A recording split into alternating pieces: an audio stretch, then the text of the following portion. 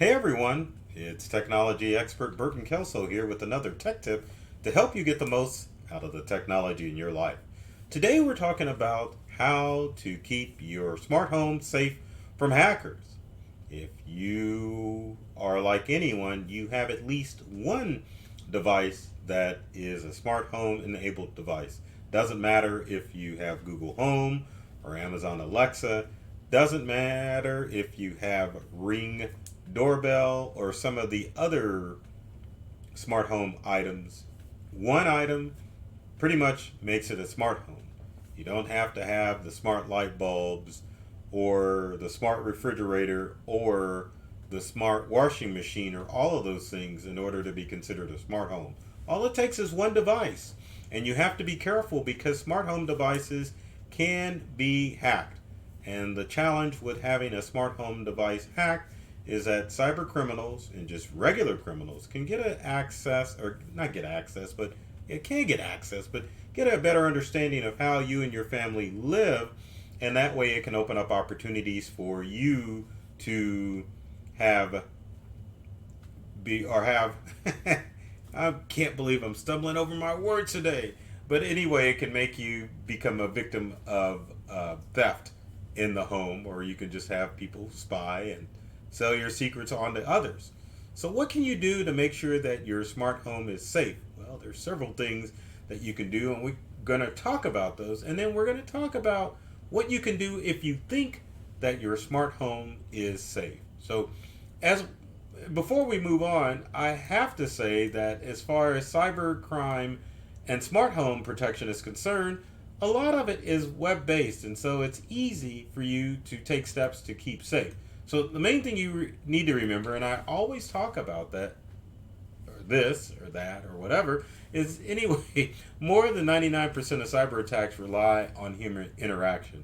And it doesn't necessarily always boil down to people clicking on links and emails and other things that go on that people fall victim to, such as giving out personal information over the phone or over text messages or even an email. That can tie into the hacking of your smart home, but a lot of it has to deal with just not being smart about your cybersecurity online. Now, since most smart home devices are web accessible, all it takes is for a criminal to get access to your credentials to log into your smart home account.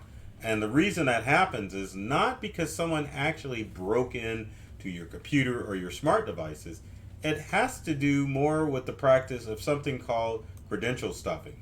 Now, credential stuffing is the process of cyber criminals grabbing your information off of the dark web that winds up there because of large scale data breaches. And what happens is that you should change your passwords on a regular basis, but more importantly, people don't think about the implications of not changing their passwords all the time. Now, credential stuffing works in the following method. Criminals get your information, and what they'll do is they'll create programs that will stuff your credentials into your online accounts. It doesn't matter if it's with Ring or with Google or with Amazon. You have to think about it. A lot of these regular accounts that you don't think about securing, the information could wind up on the dark web because you're not doing your due diligence, and lo and behold, someone could get access to your smart home. And it's kind of scary because you have to think about all the devices that are connected to your smart home. If you have a small smart home like with the smart doorbell, it just means that someone can see who's coming and going from your residence. You may not think it's a big deal, but to a criminal, it could be a big deal because they could blackmail you if they're overseas, if you're doing something you're not supposed to be doing, or if it's a local criminal, they can definitely pick the right time to rob your house. Now, if those cameras are internal, there's definitely more of a dangerous situation that can happen because criminals can see what's going on in your house and decide if your house is burglar ready or not. So keep that in mind. So, what's the first thing that you need to do in order to keep those online accounts safe? Well, before I go with never underestimate the power of your passwords, I was going to highly recommend that you at least check out to see if you've been compromised by a website called haveibeenpwned.com, and use it so often that it pops up immediately as I type it in. So let's switch to that so that you can kind of see how that works. Now, if you watched any of these videos, you probably know that I use have I've been pwned all the time in videos to keep you safe. But the way it works is you put in an email address. And the reason this is important because before you set up a smart home, you need to make sure that your password hasn't been compromised in a data breach. So you type your email address, or you can even type in a phone number and see if it was part of a large-scale data breach. So if you use an email, if you've been pwned like it says here, then lo and behold, you definitely want to make sure that if you were using a known password or an old password all along, that you want to take steps to make sure that you change that password, maybe even create an email address that isn't tied to you or any of the smart home devices that you're going to set up. Now, moving on, let's go to passwords. So don't underestimate the importance of your passwords. As I said earlier, your passwords are important, especially with smart home devices, because all it takes is someone with a web browser and a computer or downloading one of the smart home apps to get access to your smart home devices.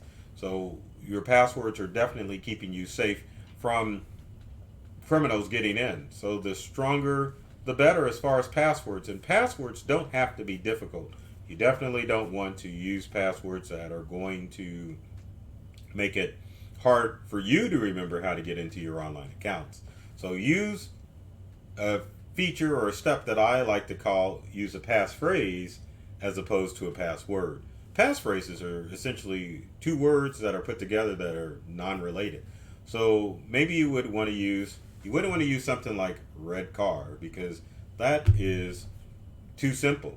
So maybe you want to use something like angry Batman. I'm just saying that because that book is here. But you get the drift as far as your passphrases are concerned. Passphrases are normally easy to remember and for you, and they're strong enough that they will keep the criminals at bay. Now, if any of you watching this video has owned a Netgear device at any point in time, Netgear is notorious for using passphrases on their device. Certain things like purple giraffe or indigo lake or burgundy grass, followed by some numbers. You get the drift as far as passphrases, but Netgear has been using them for years as far as routers, and it's really a good method. They wouldn't use it if it didn't work. So the next step is use different passwords for your online accounts. Now that's key because cyber criminals like to or they can find you online, and they like to see if you use the same passwords for your online accounts. Now it may sound like I'm giving a cybersecurity seminar here, but these are the steps that you want to take in order to make sure that your smart home is going to be safe from hackers and criminals. So heed my advice. Different passwords are good, and if one password account is compromised, it doesn't mean that every online account that you use will be compromised by the criminals. So the next step, because someone always asks this when I use different passwords, is to set up two-step or two-factor authentication for all, well, I shouldn't say all your devices. You should, but for your smart home. What two-factor or two-step authentication is the process when you log into your smart home account from a different device. It will send a message to your smartphone or to your email saying, hey, is this you logging into your device? And you can click the button saying, yes, it's me, and then it will allow you to get access to your stuff.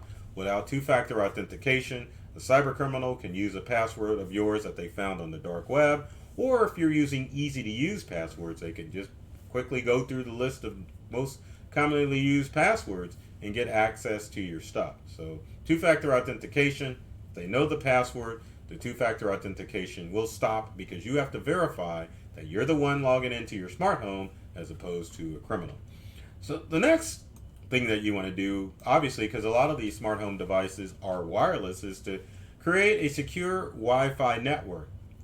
Now, the funny thing about this picture is that Linksys router that's in the background is kind of ancient, and you might not want to use that model. But creating a secure Wi-Fi network means that you're using strong passwords, or you have passwords enabled on your smart home network. Sometimes people will set it up on the guest network thinking that it won't pull down more bandwidth. But if you've got a off-the-shelf router, or even a router from, or a wireless router from your ISP, definitely change the default password and make sure that it has at least WPA2 security on it, in order to make sure that you have the type of encryption that's going to keep your smart home and connected devices safe. One other thing that you could do, if you have the setup, you could utilize a second router in your home exclusively for your smart home network. The challenge, or I should say the good thing about that, is that many of us encounter the challenge of giving out our Wi-Fi passwords to family and friends. Not to say that you don't want to do that, but loose lips sink ships. And if your wireless password is out around the neighborhood, it's a chance that your neighbors may be able to log into all of your connected device. So a different network is definitely a good thing. Or on the flip side of that, you could have your guest use the guest network to prevent anyone from accessing your smart home and connected devices. My next tip and final tip for this process of it is to consider professional installation. Doesn't necessarily that you need to go with ADT or some of the other companies out there. If you like buying the smart home products off the shelf, you definitely need to not take it upon yourself to make sure that your accounts are safe and secure. Hire an IT professional, or use a professional company to set up your smart home devices to make sure that they're safe and secure, and that it will decrease the risk of having your devices hacked. So on the flip side of that, what if you're watching this video and you're trying to figure out, oh my gosh, I've been hacked. What do I do if my smart home has been hacked, or if I think my smart home has been hacked? Well, there's several things that you can do in order to make sure that your smart home is secure after a data breach. And hopefully that never happens. But if it does, follow these steps. So number one is make sure you reset your devices. What does that mean? Well, that means reset them back to factory default, and that in itself is a whole video, because there's so many smart home devices out there. But most devices, like pictured on the screen before, you have a reset button, or you can use Uncle Google to find how to reset your smart home device, or call the manufacturer and let them walk you through on how to reset those smart devices, because you don't want them to retain the information they had before. So the second thing that you want to do if you think your smart home has been hacked is to reset your router and secure it. Oh my gosh, resetting the router. Yes, you definitely need to do that, because that could mean someone got in. But in most instances, you want to be safe than sorry. So you want to take extreme measures to make sure that you're covering all your bases as far as how the intruder got into your smart home network. Now, resetting your router, most routers have a reset button. Now, keep in mind, if you reset your router, it's going to change the SSID, or what's considered the wireless name, and it's going to change the wireless password too. So that's not a bad idea, but it will reset it all back to factory defaults, and you'll have to reconfigure it again. Now, as far as securing it, if you reset your router back to factory defaults, make sure that you secure it with a nice, stronger password so that criminals or the next door neighbor can't get into your stuff. Next tip is to change all of those passwords for all of your devices. And that means if you've got Amazon Echo devices or Google devices, that means logging on to your Google account and changing the passwords for those online accounts. If you have an account with Ring or some of the other smart home networks, definitely change the password for those accounts as well. I think that screen should have said make sure that you change the passwords for all of your online accounts, as opposed to just changing them for your devices. So if the I mean, if there's anything else that you would need to do as far as protecting your smart home, and that would be don't share your personal information, or make sure that you're securing yourself online when you utilize a smart home. Because remember, a lot of this stuff is internet connected, and all it takes is for a criminal to get access to your username and passwords, and they're into your home. So if you've got a smart home, make sure it's secure. If you're not sure it's secure, call your favorite computer person. It could be me, or whoever is near and dear to you that you trust with your technology stuff. So with that said, if you've got comments or questions, leave them in the comment section below. Would love to hear from you to find out if there's ways that I can help you keep your smart home safe, or if you had questions about smart homes and other tech related items. With every video, I always have to ask you, if you love this video and if you found it informative, be sure to subscribe to our YouTube channel for myself, Burton Kelso, or Burton Burton Kelso, or my company Integral. I'm just losing it today.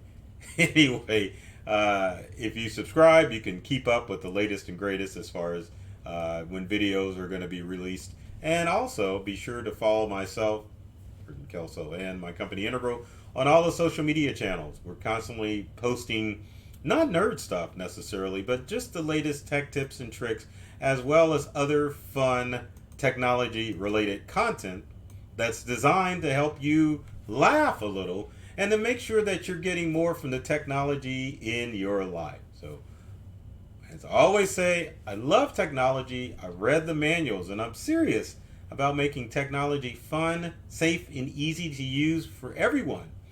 So take care of yourself and do many things to make you smile. And thanks for watching.